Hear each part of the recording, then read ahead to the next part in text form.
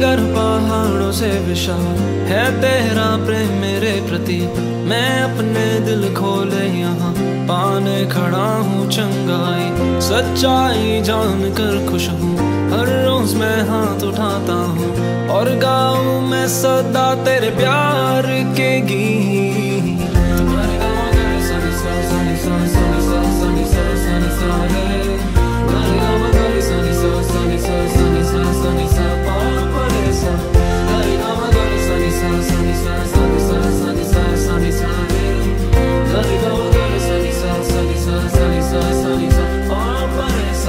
सागर पहाड़ों से विशाल है तेरा प्रेम मेरे प्रति। मैं अपने दिल खोले यहाँ पाने खड़ा हूँ चंगाई। सच्चाई जान कर खुश हूँ, हर रोज मैं हाथ उठाता हूँ और गाऊँ मैं सदा तेरे प्यार के गीत। तेरे प्यार के गीत मैं गाऊँ, तेरे प्यार के गीत मैं गाऊँ।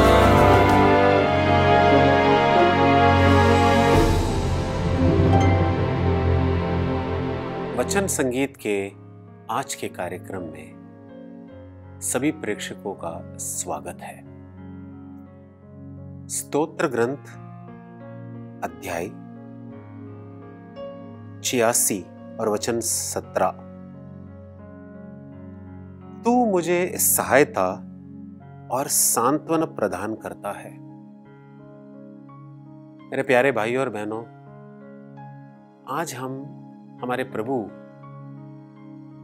की स्तुति करेंगे, उसके वचन सुनेंगे और वचन में यही कहता है कि वो हमारा सहायक है और वो हमें सांत्वना प्रदान करता है। वो हमारा सहायक है और हमें सांत्वना प्रदान करता है। आइए हम सब प्रभु की स्तुति करें इस गीत द्वारा।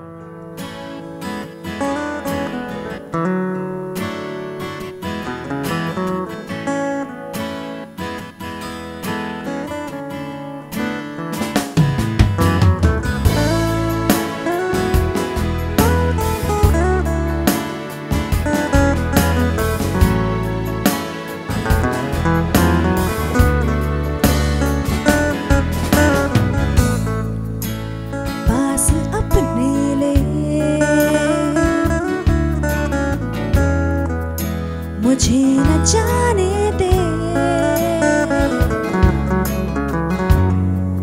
तेरे सामने सब रखता कि सुनो तू मेरा मित्र है। तू मेरी आरज़ू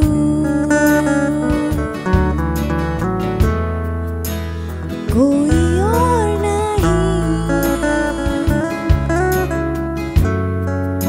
जगह जो तेरा ले सके, प्यार तुझसा कर सके। रास्ता दिखा, पास मुझे बुला, बस तू ही तू, तू ही चाहिए मुझको, बस तू ही तू मेरे करीब निकला, बस तू ही तू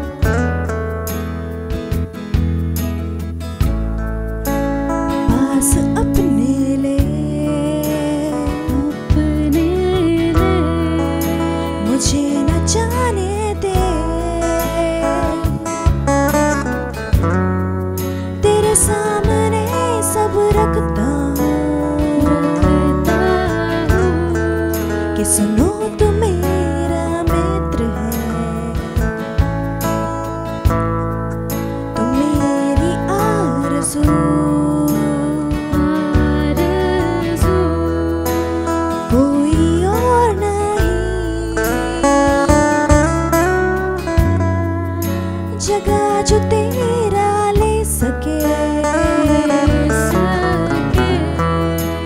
प्यार तुझसा कर सके,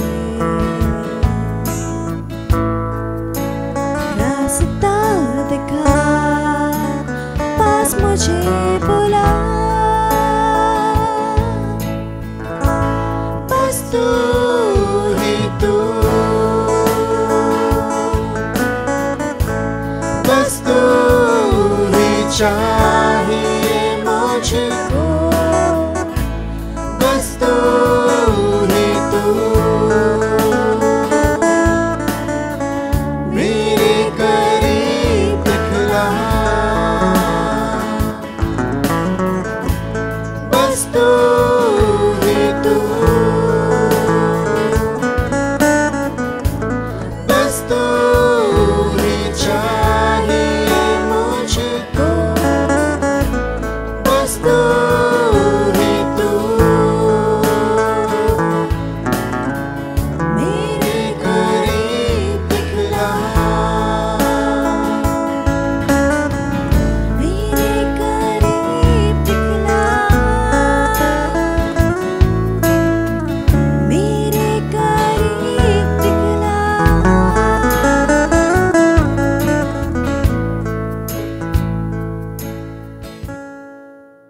आज का वचन लिया गया है संत याकूब का पत्र, अध्याय 4 और वचन 8।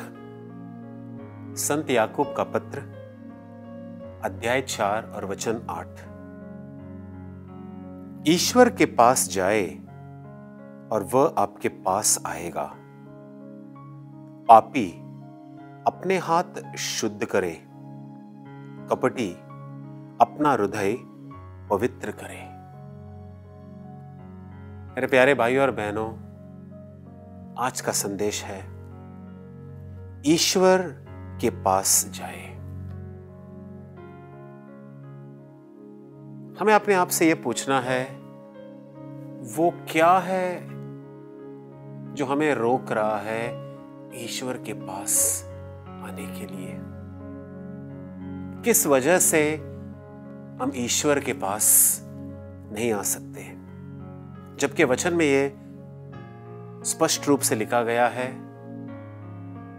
कि ईश्वर के पास जब हम जाएंगे तो ईश्वर हमारे पास आएंगे। मैंने ये सुना है जहां लिखा गया है कि जब हम ईश्वर के पास एक कदम उठाते हैं, ईश्वर हमारे पास 10 कदम उठाते हैं। इसका मतलब यह है कि हम जब ये प्रभु यीशु से ये कहना चाहते हैं कि प्रभु मैं आपके पास आना चाहता हूं, प्रभु खुद हमारे पास चले आते हैं। वो क्या है जो हमें रोक रहा है प्रभु के पास आने के लिए? हमारे पिछले पाप?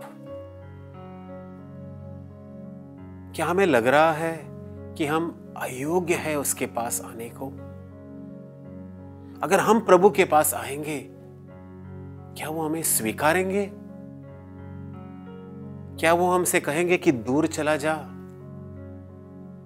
मेरे प्यारे भाइयों और बहनों, ये सब शैतान का झूठ है।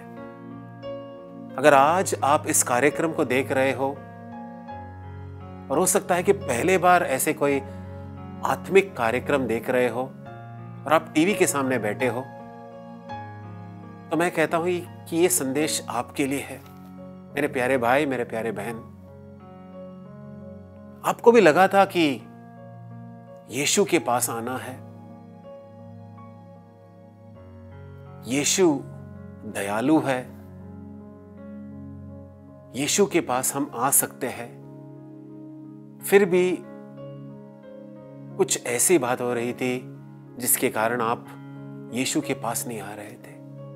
ये वचन आपके लिए है मेरे प्यारे भाई, मेरे प्यारे बहन, ये वचन आपके लिए है।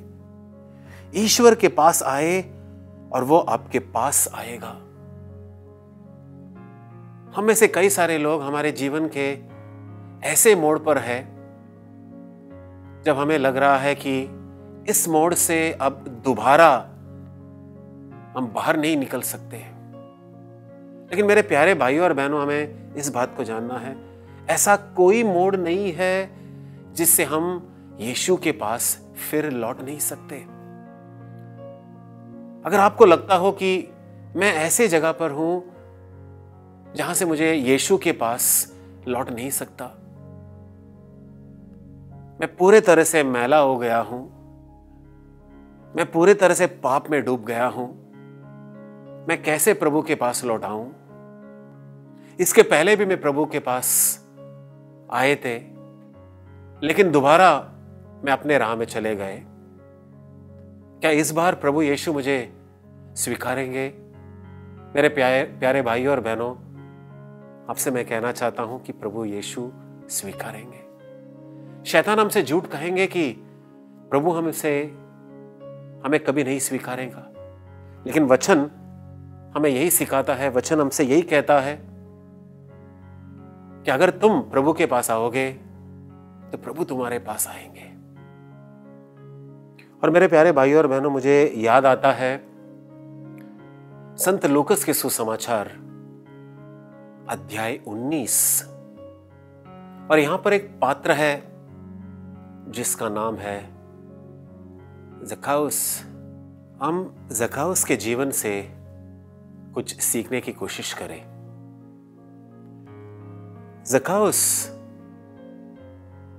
चुंगी लेने वालों का मुखिया था। वो बहुत धनी थे, उन्होंने बहुत पैसा इकट्ठा किया था। कैसा पैसा इकट्ठा किया, बाइबल में ये तो सीधा सीधा दिया गया है। उन्होंने लोगों को फंसाया था। जहां 10 रुपया लेना था, वहां पर उन्होंने 40 रुपया लिया था। लोगों को फंसाकर उसने पैसा बनाया था। धन और संपत्ति बहुत अधिक थी, लेकिन कहीं ना कहीं उसके अंतःकरण में यह बात खटक रहा था कि वो जो कुछ कर रहा है गलत है। हो सकता है कि वो पलंग पर तो लेटे हुए थे, लेकिन कभी दाएं और तो कभी बाएं और। मन बिल्कुल अशांत था, वो अस्वस्थ थे। तब ज़क्खाउस ने सुना कि यीशु यरीको नगर से गुजरने वाला है। और मेरे प्यारे भाइयों और बहनों, समय मिलने पर लूकस के सुसमाचार अध्याय 19 और वचन 1 से 9 तक जरूर पढ़ना है। हम यहां यह देखते हैं कि वो कितना उत्सुक थे अपने ईश्वर से मिलने के लिए। वो जानते थे कि वो पापी है, एक बड़ा पापी है, लेकिन हम देखते हैं कि वो कितना उत्सुक थे अपने ईश्वर से मिलने के लिए। कैसे पता चलता है? बाइबल में हम ये देखते हैं कि वहां पर रास्ते के दोनों कोने पर लोग खड़े थे, हट्टे कट्टे लंबे थे। और हमारा ज़क्खाउस ये बहुत कद में छोटे थे। तो यहां पर उसने क्या किया? वहां पर गुलहर का एक पेड़ था, उस पेड़ को चढ़कर उस पेड़ में बैठकर वो प्रभु यीशु को देखना चाहते थे। लेकिन मेरे प्यारे भाइयों और बहनों, हम यहां पर देखते हैं कि ज़क्खाउस कोशिश कर रहा है कैसे वो ईश्वर के पास आए। ज़क्खाउस कोशिश कर रहा है और वो कोशिश प्रभु यीशु देख रहा है। बाइबल यही बता रही है कि ज़क्खाउस यीशु को देख के उसके पहले यीशु ज़क्खाउस को देखता है और पेड़ पर बैठे ज़क्खाउस के ओर देखकर यीशु उससे कहता है, नीचे उतरा ज़क्खाउस, मैं तेरे घर आ रहा हूं भोजन करने के लिए। इस उदाहरण से हम ये बात समझ सकते हैं कि जब मनुष्य अपने आप से कोशिश करता है ईश्वर के पास आने के लिए, ईश्वर भी हमारे पास आता है। शैतान हमसे यह झूठ कहेगा कि तुमने पाप किया है, तुम तो बड़े पापी हो, तुम कभी ईश्वर के पास नहीं जा सकते। लेकिन वचन हमें यही सिखाता है कि हम दुनिया का कितना भी बड़ा पापी हो, हम किसी कोने पर पड़े हो, ऐसा कोई कोना नहीं है जिससे हम प्रभु यीशु के पास मुड़ नहीं सकते। ज़काउस प्रभु यीशु को देखे उसके पहले ही प्रभु यीशु ने ज़काउस को देखा। इसका मतलब यह है कि हम जब अपने मन में यह निर्णय लेते हैं कि मैं अपने पापमय जीवन से मुड़कर अपने ईश्वर के पास चला आऊंगा, वहां पर ईश्वर को सिग्नल जाता है कि यह व्यक्ति अपने आप को विनम्र बना रहा है। जो कदम कभी मेरे खिलाफ मुड़ते थे, जो व्यक्ति कभी मुझे अपना पीठ दिखाते थे, आज वो अपना चेहरा दिखा रहा है मुझे। हमारे ईश्वर, जब हम अपने मन में ठान लेते हैं कि मैं अपने ईश्वर के पास जाऊंगा, ईश्वर को पता चलता है इसमें सच कितना है, झूठ कितना है। देखिए ज़काउस के जीवन में गुल्लर के पेड़ पर जब वो चढ़कर बैठ गया, प्रभु यीशु को पता चला कि ये व्यक्ति मेरे पास आना चाहता है। और तुरंत प्रभु यीशु ने कहा कि आज मैं तेरे घर आ रहा हूं भोजन करने के लिए। हाँ मेरे प्यारे भाइयों और बहनों, अगर आप इस कार्यक्रम को देख रहे हो और आपको लगता होगा कि आप इतने पाप में डूब गए हैं कि आप कैसे ईश्वर का सामना करें, तो मेरे प्यारे भाइयों और बहनों, उस डर से बाहर निकल आना। यह वचन आपके लिए है, मेरे लिए है। यह वचन हमसे यही कहता है कि आओ हम ईश्वर के पास आए। और जो व्यक्ति ईश्वर के पास आता है, ईश्वर उसके पास आता है, उसे क्षमा देता है, उसे आशीर्वाद देता है, उसे जीने का नया मार्ग दिलाता है। ज़काउस के साथ क्या हुआ? प्रभु यीशु ने उसके सारे पापों को क्षमा किया जब उसने अपने पाप कबूल किए, पश्चाताप किए। और प्रभु यीशु ने अंत में यह कहा, आज इस परिवार को मुक्ति मिली है। ये यही वचन है जो हमारे कान तरस रहे हैं सुनने के लिए कि हमारे परिवार को भी मुक्ति मिले। जब परिवार का एक सदस्य ईश्वर के पास आता है, ईश्वर सिर्फ उस सदस्य को अपनाता नहीं, उस परिवार को भी अपनाता है। तो हम पीछे नहीं रहे, हम ईश्वर के पास आए और ईश्वर हमारे पास आएंगे। सिर्फ हमें ही नहीं बल्कि हमारे परिवार को मुक्ति दिलाएंगे। आइए हम सब प्रार्थना करें। अपने आंखों को बंद रखें, अपने हाथ जोड़ दें। हे पिता परमेश्वर, वचन यही कहता है कि जो व्यक्ति ईश्वर के पास आता है, ईश्वर उसके पास आता है। प्रभु, तू हमें इस डर से निकाल दे जो हम में है कि तू हमें हमारे पापों के लिए शिक्षा देंगे। है प्रभु, तू हमें यह कृपा दे कि हम निडर तेरे पास आए, अपने पापों को कबूल करें, पश्चाताप करें और तेरे मार्ग पर चले। प्रभु, हमें यह कृपा दे कि हम तेरे पास आए, आशीष पाए, और सिर्फ हम नहीं बल्कि हमारे परिवार भी। यह प्रार्थना हम तेरे पुत्र यीशु के नाम पर करते हैं। आमीन।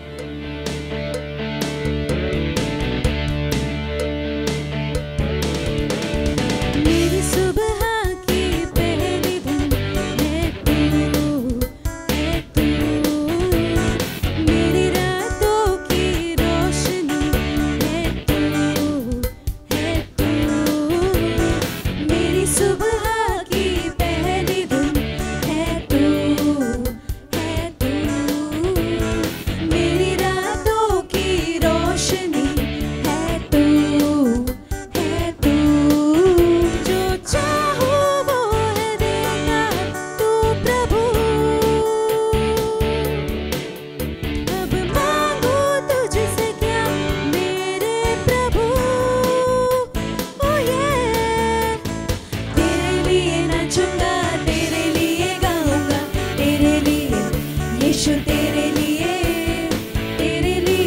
चंगा